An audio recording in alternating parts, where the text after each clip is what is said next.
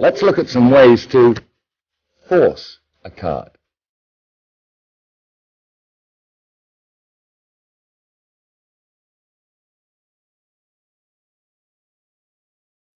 One thing that's important in your toolbox is the ability, of course, to force a card. Let's show you some easy ways, some medium ways, and perhaps a hard way or two along the way. Let's say I've shuffled the deck of cards. I would ask you to cut the cards. That's great. That's very nice of you, actually. And I'm going to mark exactly where you cut those cards. Now we're going to chat for a moment or two about a prediction card maybe, or a little envelope I've got on the table or whatever. But finally we're going to come back to exactly where you cut to. You cut to the Ace of Clubs. Hey, you don't have to believe me, but that's the card I want you to pick. So how do we get you to take the Ace of Clubs? This is all about just the way your patter goes, your theatre, if you like. You see, the Ace of Clubs, your force card, starts on top of the deck of cards. You can give them a little shuffle. Elsewhere on this DVD, you'll find lots of ways to fake shuffle a deck of cards and still leave it on top. You hand the deck to be cut, you ask them to cut the cards but not complete the cut. You take the rest of the cards and you put them at a crossways angle to the top. Now comes the critical bit. This is where you want them to forget really what's happened.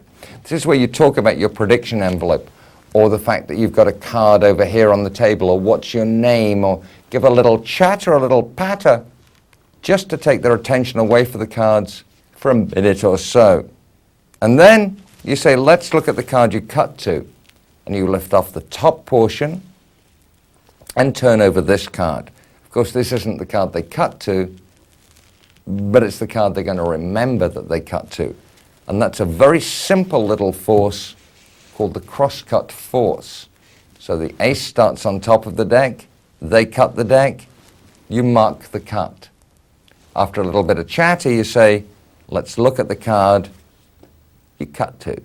It's the original top card of the deck. But don't be telling them that.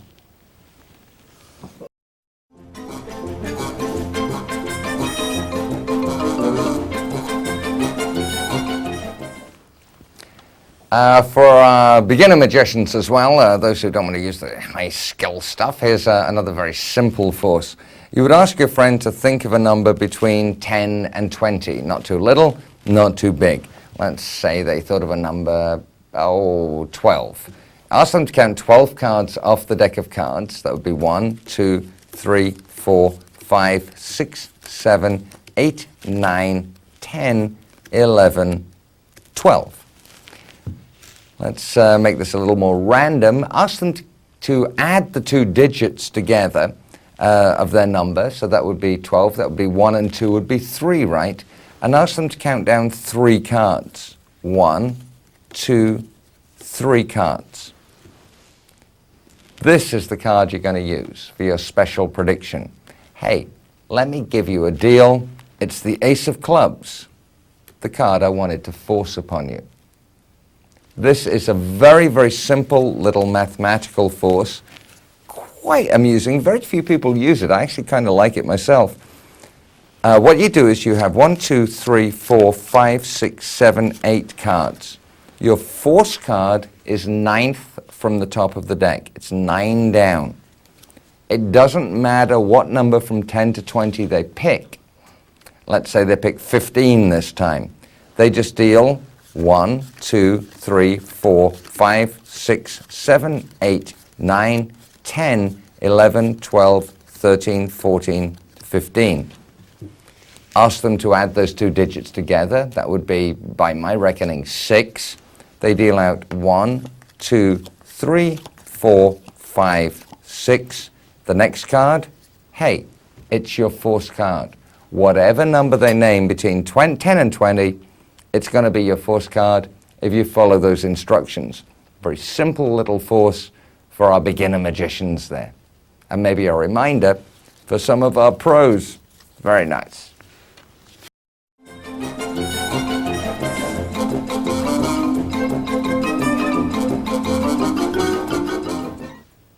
Beautiful little force, the Christ Cut Deeper force. What you would do is you're going to run your thumb down the deck, and you're going to ask them to say stop whenever they like. Let's say they say stop there. We'll flip those cards face up. We'll flip down the deck again, say stop again, stop. Let's flip those face up. Now I don't want to use any of these face up cards, so let's use that very first face down card we come to. It looks a little as though it's a random card from all of your riffling action, but actually it's the Ace of Clubs. Exactly the card I wanted to force on you. This is the Christ Cut Deeper force. The force card starts on top of the deck. We start to riffle. You don't want to riffle too much. Don't get a bazillion cards here. They say stop.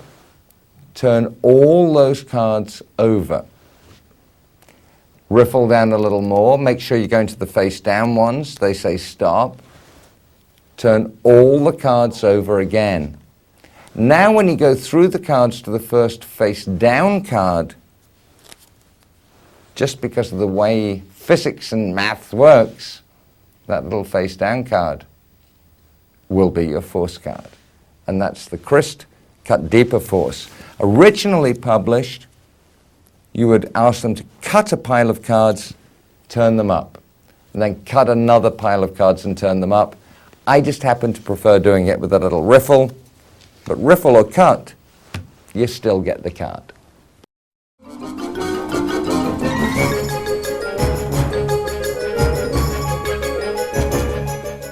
The fan force is quite a fascinating little force. It's really something you just have to do all the time. Whenever you do a card trick, do a fan force, and if you miss it, just do a different trick. But here's my theories on the fan force. Basically, the fan force is take this card, they take it, but the fact you've got some other cards around it is going to conceal that from them. So that card is in the middle of the deck. You have a break on top of it.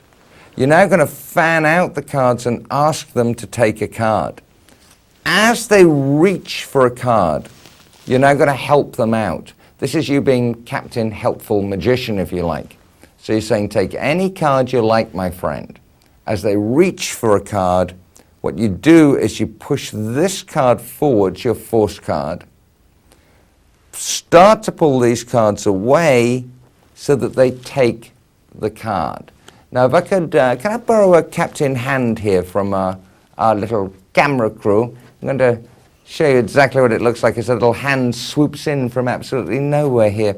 Are you ready, Mr. Hand? Mm-hmm. This is I've stolen that from Paul Harris. I hope he forgives me. So as I'm spreading through the cards, I'm going to say, take any card you like, and as the hand reaches in, I'm literally just putting the Ace of Clubs straight into the hand. Let me do this with the card face down so that you can see exactly what it looks like. Hey, Mr. Hand over there, I'm going to ask you to reach on in, take any card you like. Any one at all. Did he get one? What did he get?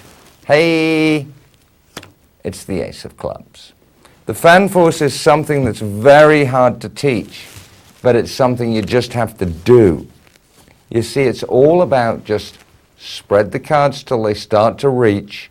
When they start to reach, just push that card forwards just a little and you'll get the action. It's just something you have to play with, but trust me, it's worth playing with to add to your toolbox because there really is, in my opinion, no better force than just that one.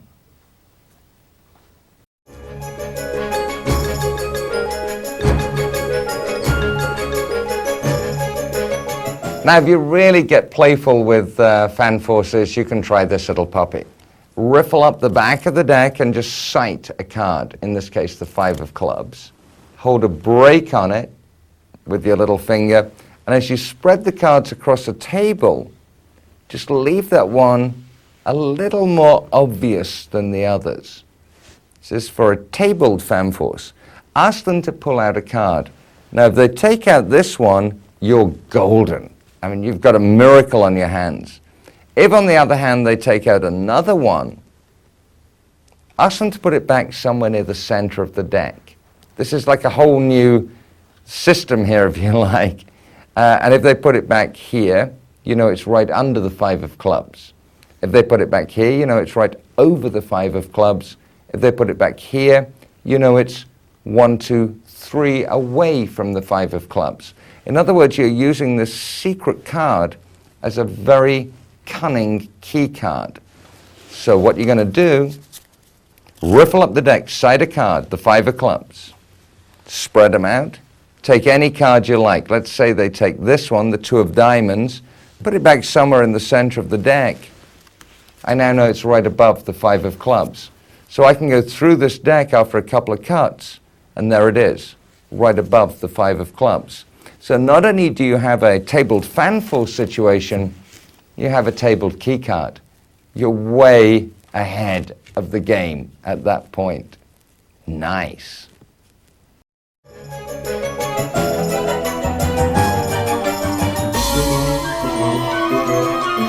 Another very nice way to force a card is the old riffle force. Let's say I want to force the 2 of diamonds, for example. I would ask somebody to say stop as I riffle up the cards. They say stop, and the card they stop at is exactly the card I want, the 2 of diamonds. So how do we do this? First of all, we keep the 2 of diamonds on top of the deck. I cut it near the center, keep a break above it. Now I'm going to come over and riffle up the deck. Now I'm tilting the deck upwards slightly so that when they say stop, now I'm trying to time it so it's right near my break, obviously. When they say stop, I stop. I now tilt the deck down, and the moment the deck goes down, I lift all the cards above my break off. So I'm not breaking the deck where they said stop. I'm breaking it where I want to break it. So it's stop, tilt, lift at the break. Now I can give them this card, and that's my force card. And that's the good old riffle force.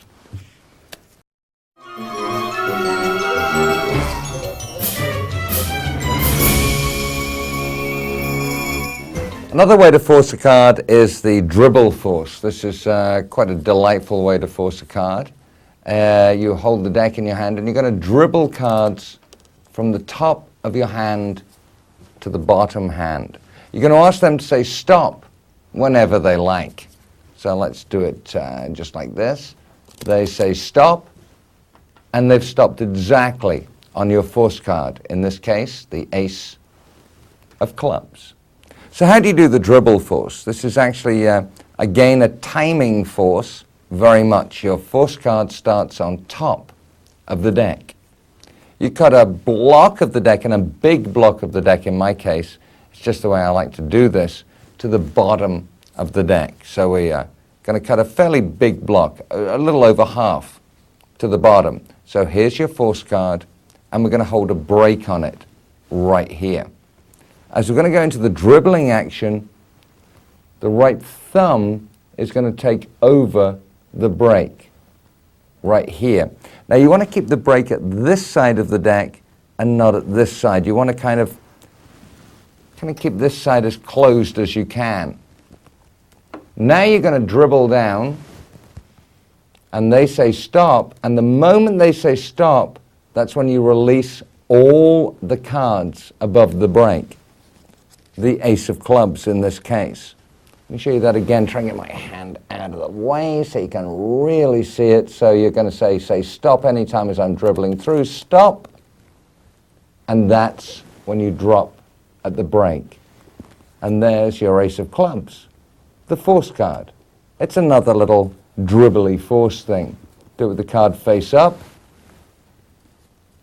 I'll just dribble through the cards, you say stop, and we stop exactly on the force card. And there's the dribble force.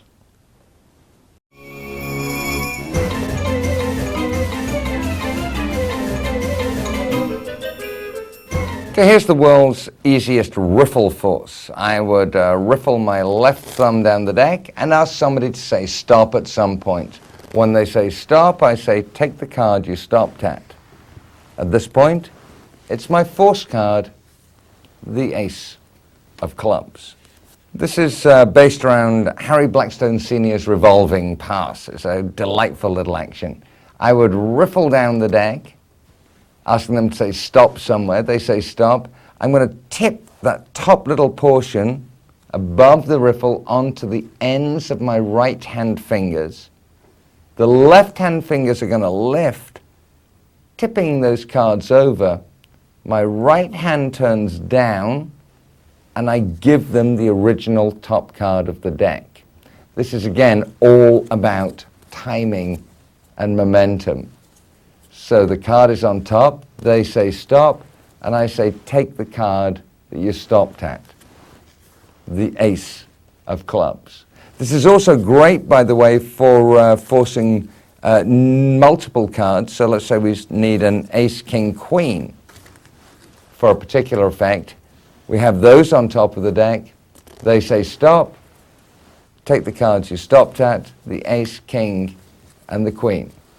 And there's the world's easiest riffle force.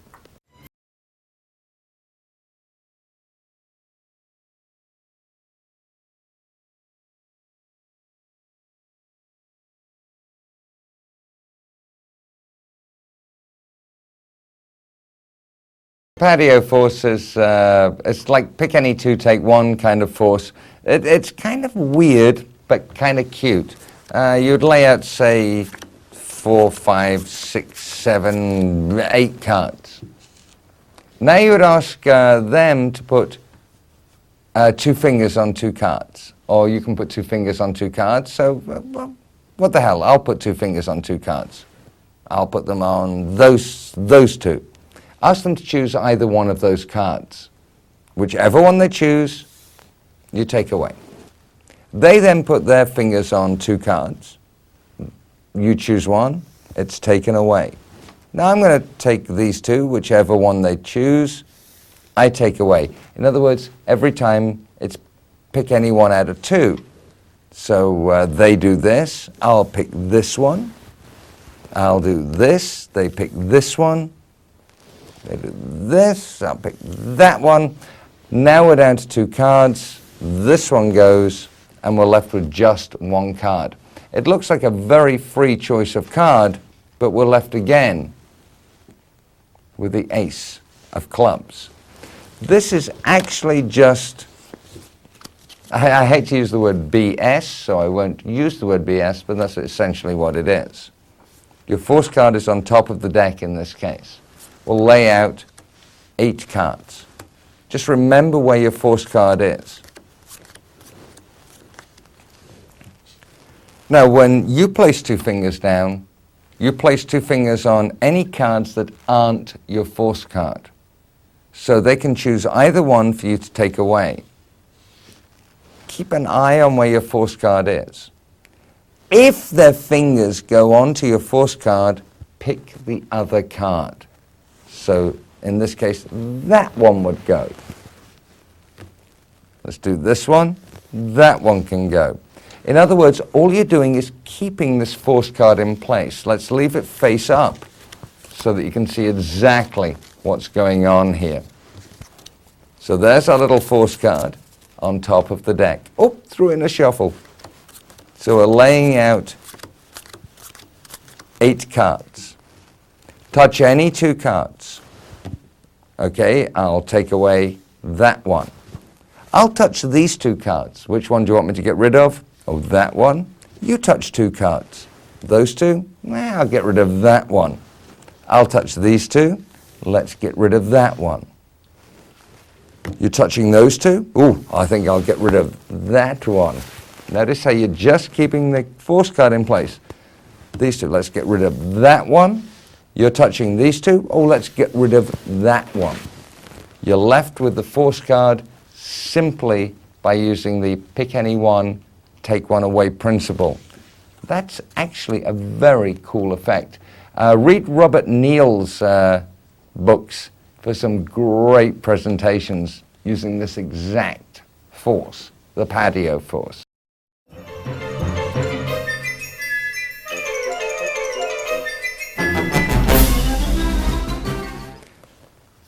Equivoque is a very great way to play around with magic. Let's just do it with a 4-card packet for now, just so we know exactly what we're doing and explain the principle to you. And you can apply this to so many things. What you basically want to do is force one of these 4 packets. First of all, ask your helper, your spectator, to place a finger on one of the packets. This is the one I'm trying to force, by the way. If they place a finger on this packet, I'm golden. That's the best that can happen. But let's say they place a finger on this packet. Ask them to drag it back towards them. Now ask them to place their 2 fingers on 2 of the other packets. Let's say they pick these 2, you're golden. Ask them to pull those away. But what if they hit the one you want? So say they do this. Now you eliminate this packet. Now you ask them to lift up one finger. If they lift up this finger, you ask them to pull back this packet. If they lift up the other finger, you just ask them to pull back this packet. Equivoque is all about messing with their minds. 1 of 4 cards. So point to a card, pull it away. Put 2 fingers on 2 cards. Good, we'll eliminate this one. Lift up one of your fingers. Great, that's the card you want. Lift up your other finger. Let's eliminate that card. Equivoque is very, very simple and much underused in magic. And I absolutely love the use of equivoque. When they hit that right card, it's golden. When you have to equivoque down to it, it's still pretty much top-notch silver. So play around with this whole choose a pile thing. Lift up one hand, take one away. It's great. Equivoque.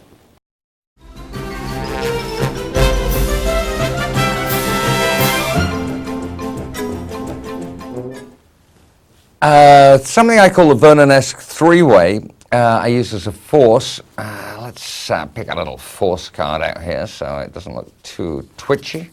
Let's use our little buddy, the Ace of Clubs. What I would do is I'd mix up the deck of cards, and now I'm going to say to you, I'll cut piles of cards down onto the table. You say stop whenever you like. Let's say they say stop right there. Well, that, my friends, is the Ace of Clubs. So how do you guarantee this every time? Well, you can only guarantee it 99% of the time, but I'll give you the out, just in case you need it. You cut about a quarter of the deck to the bottom. There's your force card, the Ace of Clubs. 3/4 of the deck is above it with a break held over it. Now I'm going to cut about a quarter of the cards onto the table. Now this is all about how you use the words. I'm going to cut some cards to the table. That's exactly the pattern for the first section. I'm going to cut some cards to the table. Your next pile, which still isn't your break, by the way, you still got your break here. As I cut these piles, and that's exactly the pattern, so I'm going to cut piles to the table. As I cut these piles, and now you cut directly to your break. And as you cut to the break, and just as it's clearing the deck, you say, I want you to say stop sometime. So I'm going to cut some piles to the table. As I cut these piles, I want you to say stop sometime. And that's as this pile is going over. And then you shut up, which is very rare for me. I very rarely shut up. But you see, by being quiet, what's interesting is it creates a vacuum and it makes them want to talk. And that's what makes this work. So I'm going to cut piles to the table. As I cut these piles, I want you to say stop sometime. Then you shut up. They go stop right there nearly 50% of the time, right on your card. If not, you cut nearly all the cards onto the table, still staying quiet. Now they're going to say stop there. Exactly the card you want. If they haven't said stop by then, which is, wow, we're way into like 95% now, You've only got 2 or 3 cards left, so you snatch these cards back up on top, cut them once, and hold a break on them again. And say, did you really know what I wanted you to do, the cutting and stopping thing? And that's when you cut directly to your break and stay quiet. If they say stop there, there's your card. Cut nearly all the cards again. If they say stop there, there's your card. Now, if they haven't said stop by now, you're probably working to a mannequin by mistake. But just in case you've met somebody who's completely idiotic, bring back the deck together and go into a different trick. It's insane to even try and go into something crazy like that. So the best way to do this trick is a card is chosen, the 2 of hearts. Let's mix it into the deck, just as so. I'm going to show you how easy it is to find a chosen card. Say stop anytime you like. Say stop. They say stop. Wow, we found your card. If it goes right through to the end of the effect and they still haven't said stop, we'll do a little double lift. Put the card onto the table, make them rub it, turn it over, show it's turned into their card. There's always a way out of magical effects that are turning into disasters. And let's face it, I've had a few of those over my years, so quite a master at getting out of them.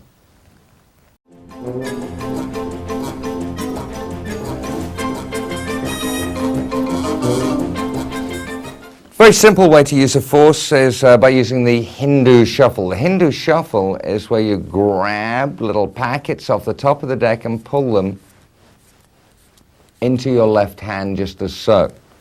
Now set your force card on the bottom of the deck of cards. And now all you're going to do is do your Hindu shuffle action and ask them to say stop anytime they like. They say stop. At that point, turn the cards in your right hand face up, and of course you've forced your card. It's actually quite disarming. You know, I'm shuffling the cards, just give me say stop anytime you like. Stop. Great, remember this card. Now if you don't want them to perceive you as seeing the card, of course you just do this to them, so you turn the card away from them. Boom, you've forced a card using the Hindu shuffle.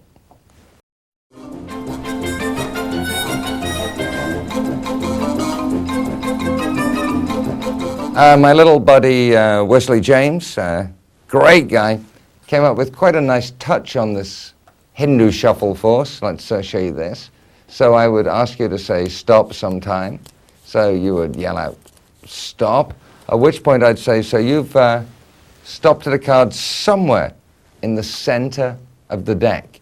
No way I could know what it was, but of course it's our force card, our little buddy, the Ace of Clubs. Here's how it's done. It's exactly the same as the Hindu shuffle force with one little extra piece of technique. So your force card is on the bottom of the deck. We do our Hindu shuffle technique until they say, stop, mister. So we stop. When the right-hand cards come over the left-hand cards, and it's your left first finger is going to go against that bottom card of the deck, and as your right hand pulls back, applies pressure and lets it come out, just as so. So one more time, little Hindu shuffly thing, stop, stop, stop. The left first finger pulls that card out and immediately spread the deck. What makes this so pretty is it looks as though they've stopped you somewhere in the middle of the deck. But lucky you, they've stopped you right on your force card.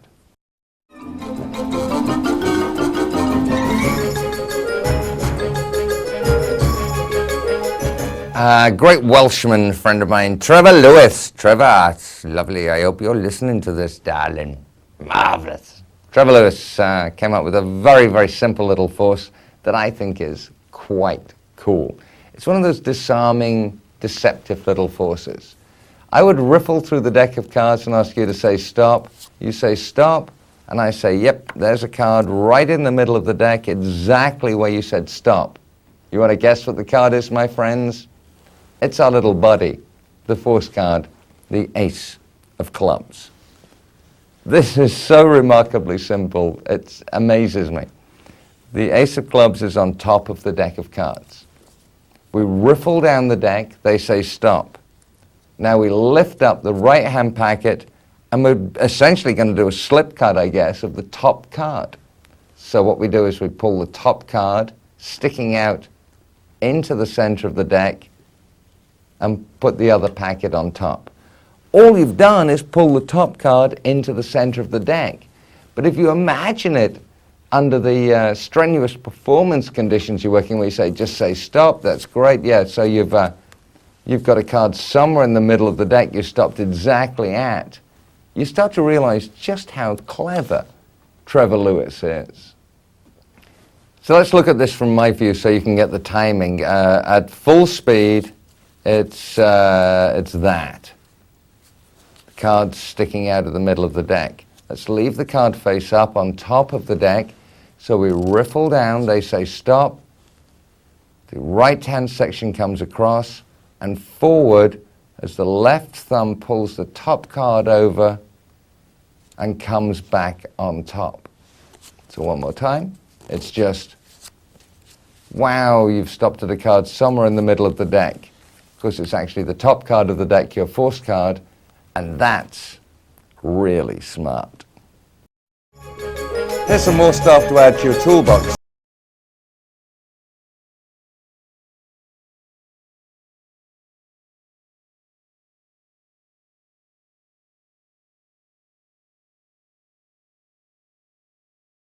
When you're working as a magician, I think it's nice to look sometimes as though you actually know what you're doing with a deck of cards. So when people have a card chosen like this, that's all well and good. When you do the little thumb fan, that looks quite cute too. But I think it's well worthwhile taking the time to learn to do a proper pressure fan. A fan that actually evens out the cards and makes them look very pretty and makes your hands look skillful. Now, to learn a pressure fan, you're going to have to learn another move first. The first move you're going to have to learn is springing the cards. Now, springing the cards is this. The archetypal magician's move. It's the one, along with the rabbit from a hat, that everybody wants to see. So springing the cards, first of all, is this. Cards are held with the fingers and thumb. They're flexed inwards. Now, some magicians prefer to run the cards off the thumb. I prefer to run the cards off the fingers. It's up to you. You can try either way. What you're going to do is you're going to run your fingers up the cards as so and let them go. Your catcher hand, your mitt, if you like, you want to be aiming straight into the first finger here. These fingers are just kind of like going to be a little basket. So we're just springing the cards into the first finger, just as so. Now that in and of itself is worth learning. It's kind of neat. People go, wow, you can play cards. But that's also the move you need to learn a decent pressure fan. Because you see, although it looks completely different, the pressure fan is nearly an identical move. So springing the cards and the pressure fan actually use two identical actions. They don't look the same, but trust me, here's why. You see, you're going to do this action, the springing action, to fan the cards. But you're going to hold on to one corner of the deck. What you're going to do is hold the deck from above, hold it exactly as if you're going to spring the cards. Now hold on to one corner, and now do the action of springing the cards while turning your hand in a half circle. So, just as so. It's exactly the same action. Now, when you first start doing this, you're going to start to find the cards stop around here because your thumb's going to run out of space. It's all about committing to the move. So you just have to commit to the move. You'll also find you can pull down a little with these fingers to spread the fan just a little wider. The pressure fan, I'm spending a little time on this because I think it's critical to close-up magic, because I think when you go to people like that, I often have people say, wow, do that again. And I don't have to do any magic for them. They just want to see this pretty little fan because that's the cool thing. So you're going to be springing the cards, but holding on to one corner to make a pressure fan. Oh, how do you make them close? It's all to do with this first finger. You just straighten it out and those cards will close. So you take a card, thank you, and you look like a true professional magician. So learn the pressure fan. It's just a case of bonus, learn to spring, and then learn to hold on to one corner of them, and then you're going to look pretty hyper cool.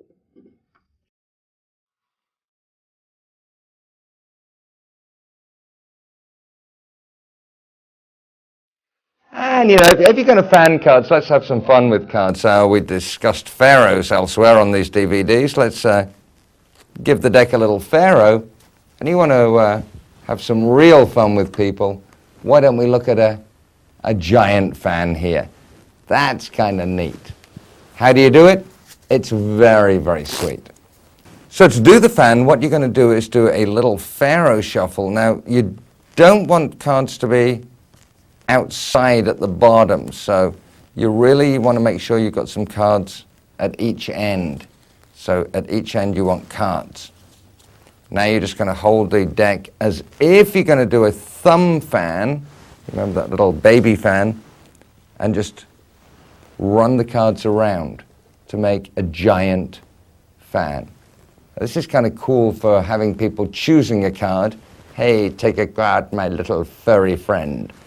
Again, you can squeeze it shut with your fingers, and you're going to start looking like a monster here. Let's take that one stage further. Let's do the giant fan, just as so. Close it up, and rather than just squeeze them together, let's do a nice little waterfall-y action to put our deck back into one place.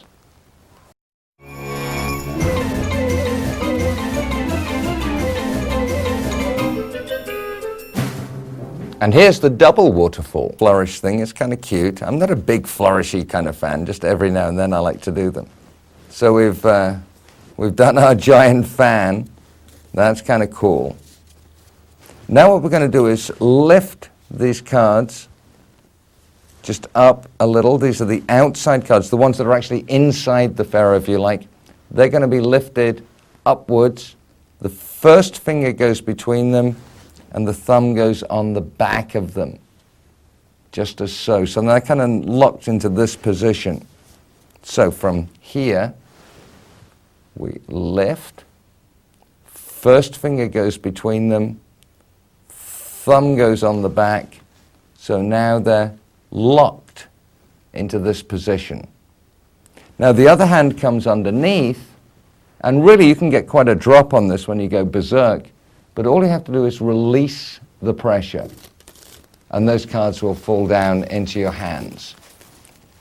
So let's have a little look at this waterfall as you can do it. We'll give the cards our little pharaoh, and as we explained, you twist, get your fingers and thumbs into place. Now you can actually do a pretty good drop on those cards to make it look kind of fun and frisky for your audience. And that's the little waterfall.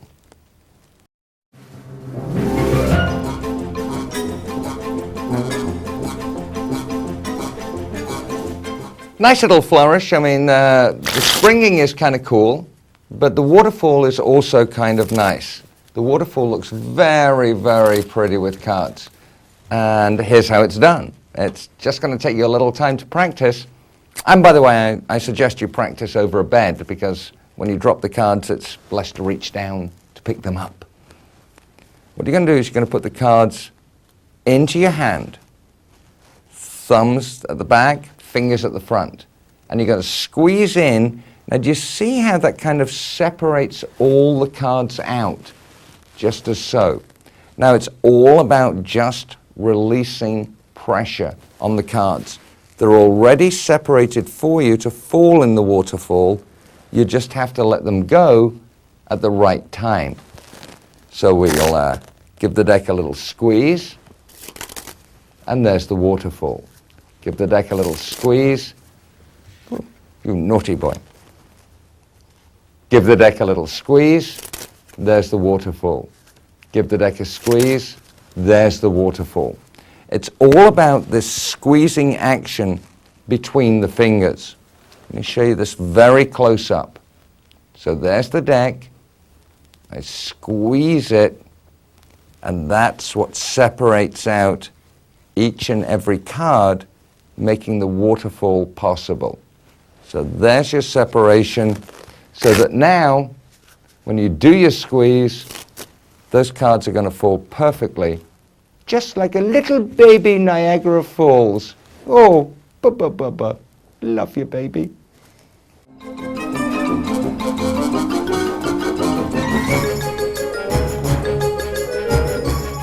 Rather than just go to take a card like this, or indeed use your now perfected pressure fan technique, you can also use the little elevator move. This is kind of fun, where you just spring the cards from hand to hand. It's not a move I use a lot, but it's kind of cute. Just every now and then, people go, oh, that looks nice. That looks kind of odd. And it's a very, very easy move to do. Basically, what you're doing is just running your fingers down the edge of the deck like this. So you're just squeezing and running, so that when you squeeze into your other hand, you're just squeezing those cards across. So you're doing like a little instant spread of cards to take a card. Now, I'm certainly not the best in the world at this, but it's quite a cute little move for you to play with, the little elevator spread.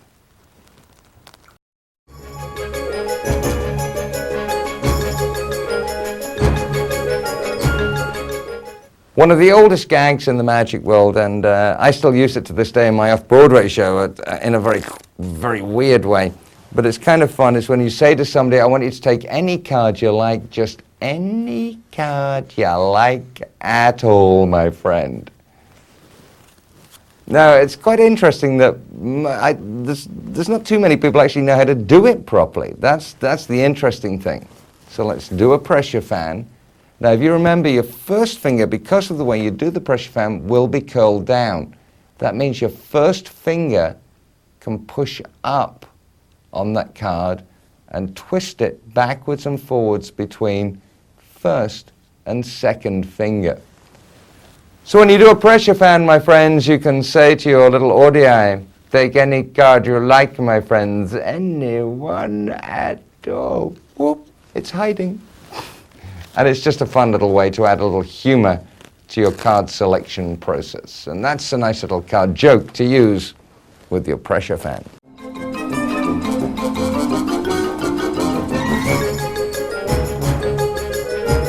So let's use this little card move as a little trickette thing here. Let's take a card from the center of the deck. The 7 of Diamonds, one of my favorite cards. Let's pop it back into the middle and give the deck a couple of little cuts and a little shuffle, just as so. So let's see if we can catch that nervous little card, the 7 of Diamonds. Card spin out of the deck has become very, very popular. This one is actually quite a simple one. What you do is you control the card to the top of the deck. Now on the back of the deck, you're going to hold the deck right at the right edge, and you're between the second finger and thumb, and your right nail on your first finger, the right first fingernail, is going to pull down on that back card, and it's going to let it snap off, which is going to make the card go outwards. So let's just try and do that for you. It's going to scream out of your picture, but at least you'll get the idea of where that card's going. It spins up in the air. As it comes down, make a vague attempt to catch it, and you'll look like a miracle worker.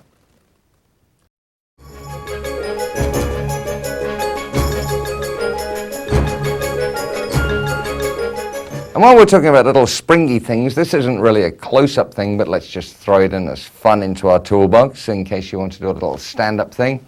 So you have a number of cards hidden in one hand to the other, and you want to kind of make them spring from hand to hand.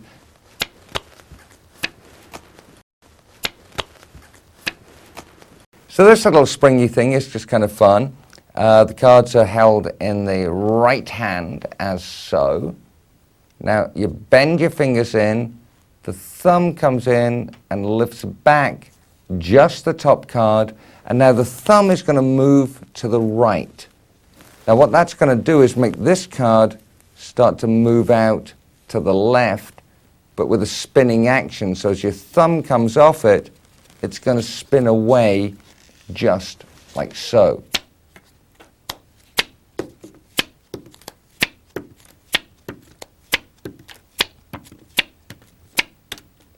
Then all you got to do, of course, is learn how to catch them with the other hand.